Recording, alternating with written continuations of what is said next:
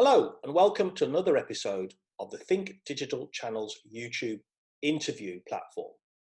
This week we have Mike Summers from Smartmatic, who's going to talk to us about digital identity, COVID-19, technology, protecting people's health, getting economies moving again.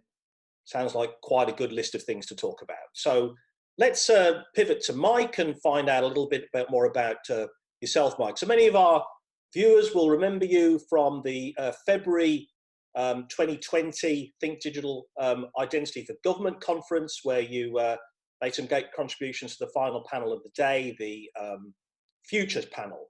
But maybe not everyone will connect you with Smartmatic about all your other activities. So do you want to give us an overview of Mike and how he fits into the digital identity picture, please?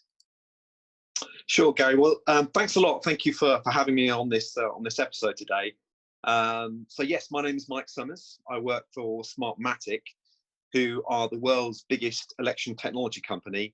And I have responsibility for business growth, if you like, business development in our EMEA and APAC regions.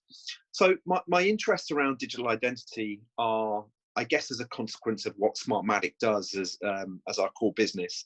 And we're the largest election technology provider in the world, but as you can probably imagine, a lot of the work that we do in those election technology projects is about assuring that the right people are actually contributing and are voting in the election. So a lot of the projects that we roll out involve large-scale identity management projects, and in situations where you're dealing with massive populations of millions of people, having to create voter databases, having to use biometric technology in many instances to verify that the people that are voting are really the eligible people that should be voting. So that's what Smartmatic does. My day-to-day role, as I say, is to develop the business in the EMEA and APAC regions. So I find myself working directly as a consultant with governments, helping understand the problems that they're facing and helping shape solutions that hopefully address those problems. And I work with our commercial teams and our product teams to effectively align the commercial ambitions of the company with the products we have and solve the problems for the customer. I also have a very specific area of global responsibility in Smartmatic, which is our online voting business. And I think probably people know the work that Smartmatic does in Estonia, which is the only country in the world that votes online at a national level, and the work that we've been doing there. So it's a very varied job, but more and more I'm finding that my work is involving digital identity, because as you can probably appreciate, not every country in the world has a form of digital identity. More and more governments now are looking to put their services online, and obviously a key component of those kind of that service offering is to make sure that the eligible citizen is the person that is trying to transact and interact with that service. And digital identity forms the kind of foundation stone for that sort of service offering. Thank you. That's a good comprehensive overview, and of course you may be getting a bit more work in various geographies as the next months unfold, of course. I'm interested in finding out a little bit about the connection between your company and the company who my original attention was drawn to about the mobile health passport. This is a Folio. Do you want to kind of connect those dots for us, please, Mike? Yeah, sure. So Folio, alongside Smartmatic and another company called Air Labs, sit under a holding company called SGO. Mm-hmm. So as I say, we're all part of the same family, if you like. But Folio, which is a mobile digital identity platform, I guess kind of it sort of, I wouldn't say it fell out of the work that we did in identity management, but as I say, Folio is a digital identity platform, and we see the use cases for Folio extending above and beyond that of elections. So we felt that we've got this track record and this expertise in ID management systems, but Folio has many, many more use cases outside of elections. So we felt it was important to kind of bring it out and give it its own arms and legs, if you like. So it's effectively a sister company or a partner company with Smartmatic. But as I say, it's specialised in so much as it has so many different use cases beyond elections. A key thing, as I understand it, is the fact that Folio is available on smartphones. I mean, are there particular countries or geographies that it tends to be more popular? Yeah, so I mean, the uptake of Folio has been, I would say, it's been largest in the UK and in North America, where it's used to access a whole range of services and to allow somebody to assert their identity in a privacy-preserving way, having their identity effectively as a multimodal sort of identity that's on their phone. But what is interesting about the use case of Folio as a digital issuance platform for digital health passports within the context of COVID-19, which is something that we'll talk about, is that we're seeing massive interest outside of the US and outside of the UK. We're seeing a lot of interest in the APAC region, in the Asia Pacific region, in countries such as Singapore and the Philippines, which we know have a problem with COVID-19. We're also seeing a lot of interest in the Latin American region. So we expect really a consequence of this new use case that we're seeing for Folio, that those regions will drive an uptake in traffic of Folio, again, because of that use case. Well, let's focus in on the use case then. So I've seen some documentation, and we put a story up last week, which is in the form of a Q&A with your CEO, well, the CEO of Folio, to be accurate. And there's this idea of a mobile health passport. So do you want to unpack this idea a little bit for us, please, Mike? Yeah, well, the kind of theory behind this is that, and it's not just theory, I think it's something that governments are really thinking about. And we've seen a lot of commentary about the use of health passports as a mechanism to enable some form of managed, well-managed mobility, really as a within the phase 2, the recovery phase of COVID-19.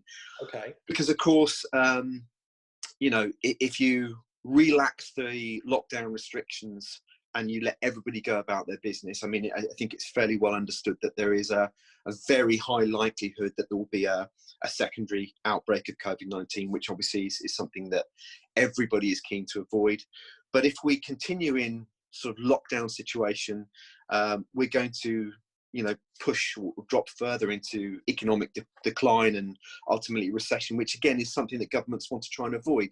So we see digital health passports, which are issued to eligible citizens, as one of the ways that governments can start to allow certain cohorts or certain segments, if you like, of the population to start to go about their business and start to kind of get the gears in motion of sort of economic recovery and start to enable, as I say, groups of the community or groups of the population start going about their business.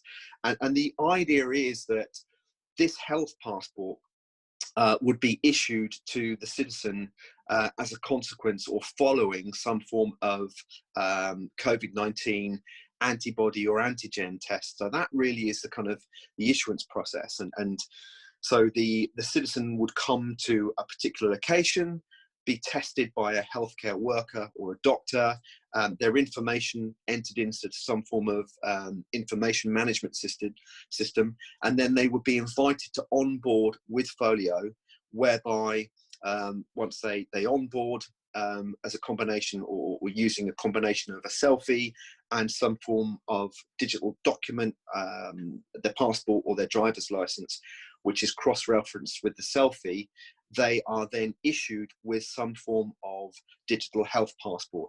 And the types of health passport could vary depending upon what kind of worker they are, whether they have acquired immunity as a consequence of having had COVID-19, or whether in the future they get a vaccination, a COVID-19 vaccination. So we're envisaging this onboarding process, this digital issuance process, whereby the citizen receives their digital health passport on their phone, And, you know, Folio offers the perfect platform to enable that issuance process, but it's also not just the issuance, it's the ongoing management of that. So if there is a change in their health status, allowing some form of interaction between citizen and the issuing party, perhaps an update of their digital health passport, perhaps a revocation of their digital health passport. So this is where we see Folio as really sort of coming into its own as this issuance and management platform. Like many concerned citizens of planet Earth, Mike, I found myself rewatching Contagion, the movie, the other day, which a lot of people have pointed out seems to bear, you know, fairly uncanny resemblance to what we're going through now. Obviously, because the film directors kind of spoke to the right experts, unlike perhaps some of our policymakers, but that's another story. They don't do a smartphone app, Mike. They do a static device. They do a wristband. Why don't you like that idea? Well, I mean, wristbands or plastic ID documents. I mean, plastic ID documents, unfortunately, can be tampered with. We know that there's a huge amount, billions of dollars are committed as a consequence of identity fraud using whether it's driver's licenses or passports. So we don't like the idea of the issuance of some form of a physical token, simply because it can be manipulated with. There is also the additional cost and logistical problem of distributing these. If they get into the wrong hands, how do you get them back, or how do you revoke the sort of the mobility that this thing gives you? So, and of course, the cost of these things, distributing cards or plastic wristbands, are a logistical nightmare. They're very, very expensive, and you know, the physical issuing of a document or sorry, a token that is handled by somebody in itself could be a potential pathway to sort of contagious infection. So we don't think that physical is the way to do things. We definitely believe in digital, because again, if you understand the kind of concept behind Folio, Folio can only be activated using your selfie. So it really provides a very, very strong way of ensuring that that digital document gets into the wallet, the digital wallet of the rightful owner, and can be asserted by the rightful owner. So a combination of logistical, cost, and also eligibility really makes, I think, smartphone, and in particular Folio, the way to distribute digital health passports, which is far better than any form of physical token or document, whatever you want to call it, Gary. As so many people, though, Mike, have found dealing with the great British public and digital identity, it also does depend an awful lot on user acceptance and tolerance. I mean, you know, we might have saved ourselves an awful lot of time and trouble if we'd gone for national ID cards, but never mind. Why would a user, ordinary citizen, scared pensioner, trust someone waving a smartphone at them anymore? I mean, I can accept the, I think you've laid out the use cases very well for the digital thing. Do you think there is any education aspect of this? There might be some sort of trust issue. Have you guys thought about that? I'm sure you have. Yeah, we have, Gary. I mean, that's a great point. I think that when you deploy or when you roll out or implement any technology platform, it's critical to educate the stakeholders, to get them to understand what the application is doing, what the application is not doing. There's a lot of discussion about privacy and civil liberties, and how other types of apps that have been proposed as a way of helping manage COVID-19 perhaps would infringe upon civil liberties. You've seen a lot of commentary about the use of GPS tracking and contact tracing. Indeed. Well, we think it's critical to maintain privacy, and that's why Folio has been built in such a way that you as a citizen are in control of the information that you share and that you assert. So any private information, whether it's the biometric or biographical information, resides on your cell phone, okay? And any request to share that information requires your consent to allow that to happen. So we strongly believe in privacy and privacy by design, and that's one of the core principles of Folio. And again, if you go to the Folio website, you can see how it's built around this citizen-centric model where I, as the user, am in charge of what I share and with who I share. So I think that education is key, and understanding and making sure that the users of Folio and anybody that would be using the Folio digital passport understand that they still maintain that control. Nothing about them is being shared without their consent. That's the fundamental sort of key, I suppose, design attribute of Folio. But you're right, Gary, it's key to make sure that if this is rolled out, then education about how it works, how civil liberties are protected is absolutely key. And that goes without any, goes with any technology rollout. Thanks for explaining that, Mike. So the passport is available now, I'm going to presume. Kind of, what are the next milestones for it over the next few months? I mean, what do you see happening? Well, I mean, as I say, we're getting a massive amount of interest from every continent. So I expect that this is going to be a very, very busy time. And I think that, we've been in this lockdown situation, and governments all around the world are thinking, how do we get out of this? What is the, what are the key enablers to help us get back to business, to help start to relax some of those restrictions? So we expect the next few months are going to be very, very busy. We're already in the midst of discussions about how we would implement this in different countries, as I say. So if you check back and come to the Folio and Smartmatic websites, okay, you'll see some of the work that we're doing and how hopefully we're helping those governments get back to business and helping citizens get back and become more mobile, albeit in a much more, or albeit in a safe and secure and hopefully COVID-free way. So we expect to be very, very busy, Gary, and we're keen to share more information with you as we roll out those projects. Trying to look beyond the immediate pandemic for a second, Mike, and the wider digital identity ecosystem and the access management world and all the kind of debates that our subscribers come to for the Think Digital Identity for Government conferences and that ongoing conversation. Do you have any kind of thought about this as a use case, a practical solution for digital identity itself? I mean, does it say something? Yes, I mean, I think it's interesting. This COVID use case actually is, although nobody wishes that the scenario was present and that we didn't have to address, or we didn't have to try and tackle it, it's almost a kind of, it could be a tipping point for digital identity. It's something. If you look at some of the other use cases for digital identity, whether it's using a technology platform like Folio as a digital issuance platform for driver's licenses, which is a key, it's a big mover in the digital identity market right now, or whether it's using Folio as a mechanism to allow somebody to log on to securely to a government website and prove who they are by showing their biometric.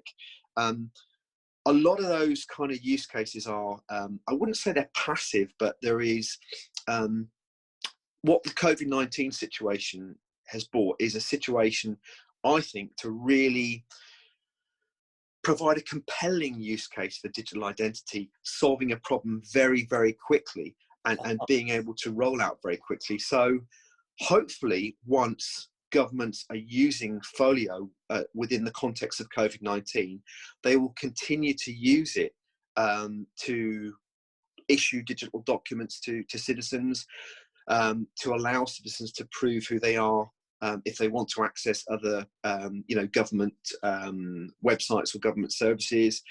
If they're using Folio to access government services, there's no reason why your Folio can't be used to as an authentication platform and a KYC platform for your banking as well. So I'm hopeful that this uptake, or this potential uptake in Folio and digital health passports is going to be another kind of enabler for digital identity at large. And we really hope that's going to be the case, Gary. Have you got any kind of final remarks, and do you maybe want to kind of point out where people can find out more about your company, Folio, the passport, all that good stuff? Yeah, well, you can go to the Folio website, which is www.folio.id. Okay. And if you go to the front page, you can see the specifics of the use case. You can get some examples of, you can see what the user experience would look like from the perspective of the person that would receive the digital health passport, and how a health authority would be the issuer of that. Okay. So go to the website, have a look at that. You can also go to smartmatic.com, again, where you'll see information not just about Folio, but some of the other things that Smartmatic does, some of the other technologies that we offer. And also on the smartmatic.com website, some of the other things that we're offering governments to help ease them through this COVID-19 pandemic. That includes PPE equipment. We have a product called SteriSafe, which is a way of sterilizing an environment very, very quickly in a very safe way. So I'd urge anybody to go and any governments to go and check out what we're doing there. But really, I mean, I want to use this as a platform to really sort of, again, get people to think about how digital technologies can help in situations like this, from the perspective of reduced cost, from the perspective of rapid issuance of digital credentials.